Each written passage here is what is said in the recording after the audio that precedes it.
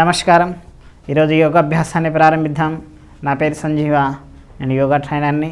ఈరోజు యోగాభ్యాసంలో మనం పొట్టకు సంబంధించినటువంటి రోగాల్లో గ్యాస్ట్రిక్ సంబంధించినటువంటి రోగాల్ని ఎలా మనం నివారించుకోవాలి, ఆసనాల ద్వారా ఎలా నివారించుకోవాలి, మరియు ప్రాణాయామాల ద్వారా మరియు ఆక్యుపంక్చర్ మనం యొక్క ప్రెజర్ పాయింట్స్ని ప్రెజర్ చేయడం ద్వారా ఎలా నివారించుకోవాలనేది మనం చూద్దాం. అయితే ఈ గ్యాస్ట్రిక్ ప్రాబ్లం ఎందుకు వస్తుందనేది ముందుగా తెలుసుకుందాం. ఈ యొక్క గ్యాస్ట్రిక్ ప్రాబ్లం అనేది మన యొక్క డైజెషన్ సిస్టంలో సరైన ఫుడ్ డైజెస్ట్ కాకపోవడం వల్ల మనం టైం టు టైం తింటుంటాం, కానీ అది ఫుడ్ డైజెస్ట్ కాకుండానే మరలా మనం ఫుడ్ ఇవ్వడం ద్వారా ముందు తిన్న ఆహారం అనేది సరిగ్గా డైజెస్ట్ కాకపోవడం వల్ల సెమీ డైజెస్టెడ్ అంటారు. అలాంటి సెమీ డైజెస్టెడ్ ఫుడ్ వల్ల గ్యాస్ అనేది ఫామ్ అవుతూ ఉంటుంది. అయితే దీనికి ఏం చేయాలి మనం అనేది చూద్దాం. ముఖ్యంగా ఈ యొక్క డైజెషన్ సిస్టమ్ అనేది వర్క్ కావడానికి మనకి ఫుడ్ ఎంత అవసరమో వాటర్ కూడా అంతే అవసరం. అయితే మనం తినేటప్పుడు ఎక్కువ వాటర్ తాగడం వల్ల కూడా డైజెషన్ సిస్టమ్ అనేది పాడవుతూ ఉంటుంది. అంతేకాకుండా తిన్న తర్వాత సరైన వాటర్ తీసుకోకపోవడం ద్వారా కూడా ఈ యొక్క డైజెషన్ సిస్టంలో మనకి అలా తిన్న ఫుడ్ అనేది అలానే ఉండిపోవడం ద్వారా గ్యాస్గా మనకి ఫామ్ అవుతుంటుంది.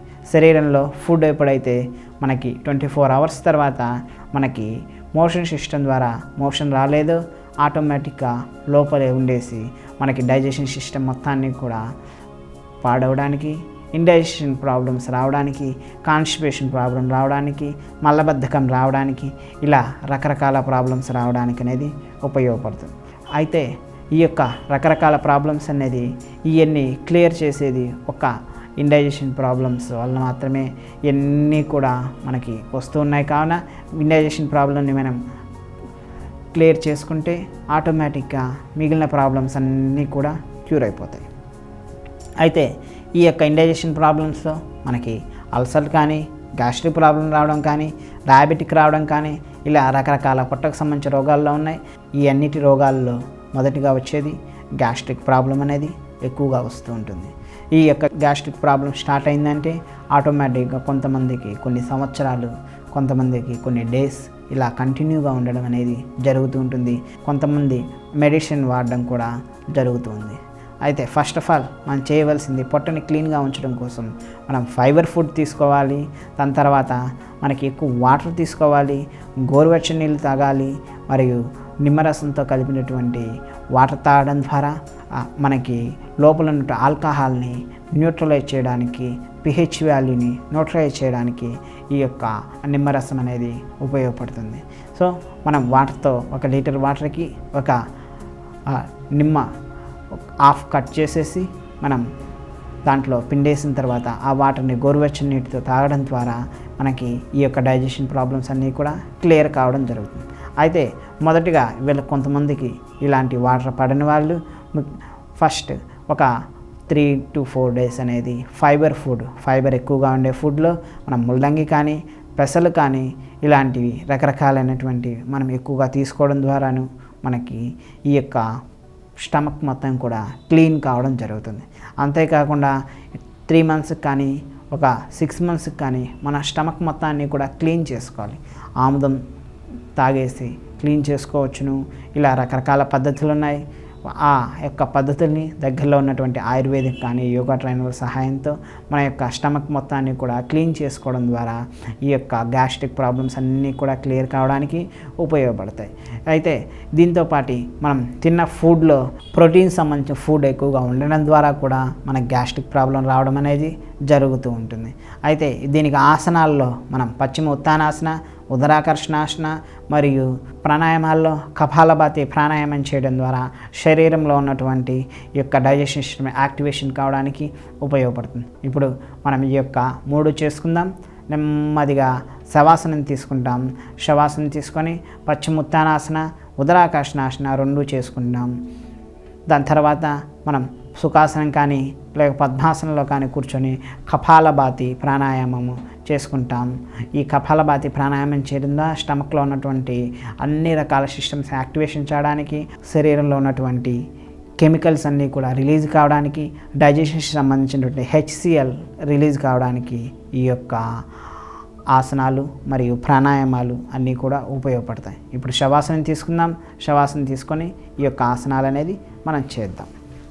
నెమ్మదిగా శవాసనంలోకి వెళ్ళిపోండి. శవాసనంలోకి వెళ్ళిన తర్వాత మన యొక్క బాడీని కరెక్ట్గా అడ్జస్ట్ చేసుకుంటాం. మన నడుము దగ్గర కానీ మన నెక్ దగ్గర కానీ ఎలాంటి ప్రెజర్స్ లేకుండా మన కంప్లీట్ బాడీ మొత్తాన్ని కూడా అడ్జస్ట్ చేసుకుంటాం. నెమ్మదిగా 2 చేతులను కూడా వెనక్కి తీసుకెళ్తాం. మన యొక్క చేతులను వెనక్కి తీసుకెళ్తాం. ఇలా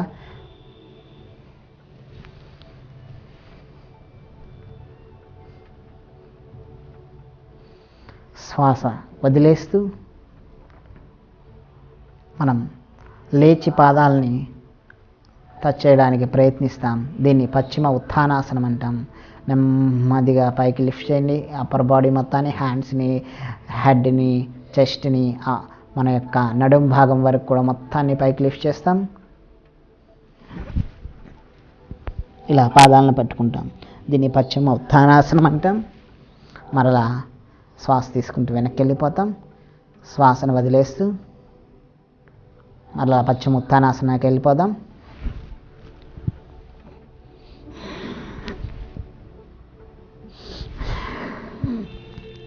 ఇలా చేస్తాం. ఇలా కొంతమంది స్టమక్ ఎక్కువగా ఉన్నవాళ్ళు, పొట్ట ఎక్కువగా ఉన్నవాళ్ళు, వెయిట్ ఎక్కువగా ఉన్నవాళ్ళు ఈ ఆసనం చేయడం అనేది కొంచెం కష్టంగా ఉంటుంది. వాళ్ళు మాత్రం ఈ పొజిషన్లోనే ఉండేసి మన లెగ్స్ మరియు మన హ్యాండ్స్ రెండింటినీ కూడా పైకి తీసుకెళ్తాం. 90 degrees పైకి లిఫ్ట్ చేస్తాం.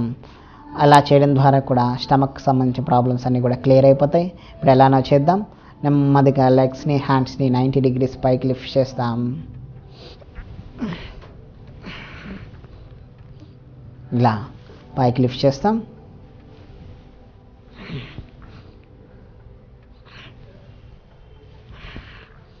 ఇలా 10 times వరకు కూడా మనం చేసుకోవచ్చును.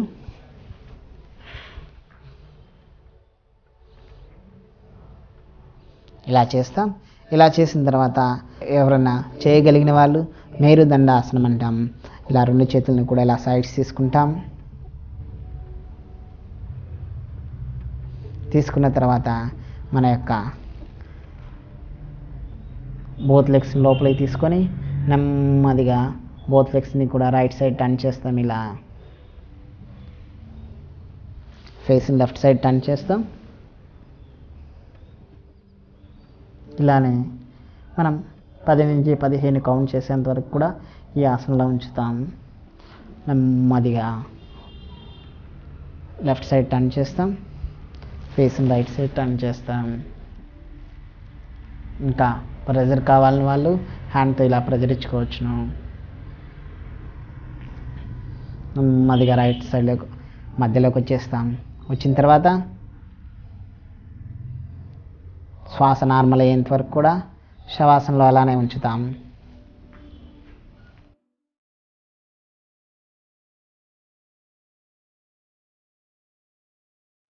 తర్వాత నెమ్మదిగా రైట్ సైడ్ టర్న్ చేస్తూ లేచి కూర్చొని మనం ప్రాణాయామాలు చేద్దాం. గ్యాస్ట్రిక్ సంబంధించినటువంటి ప్రాబ్లమ్స్ అన్నీ క్లియర్ కావడానికి కపాలభాతి అంటారు. కపాలభాతి ప్రాణాయామం చేసే ముందు మనకి యొక్క ముద్రల్లో 2 చేతులతో కూడా వేయగలిగినటువంటి స్టమక్ సంబంధించి ఎలాంటి ప్రాబ్లమ్స్ అయినా క్లియర్ చేయడానికి సమాన ముద్ర అని ఉంటుంది.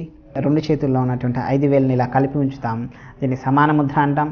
ఈ సమాన ముద్ర వేసేసుకొని శ్వాసను వదిలేస్తూ పొట్టం లోపలికి తీసుకెళ్తాం. ఎలానో ఇప్పుడు చూద్దాం.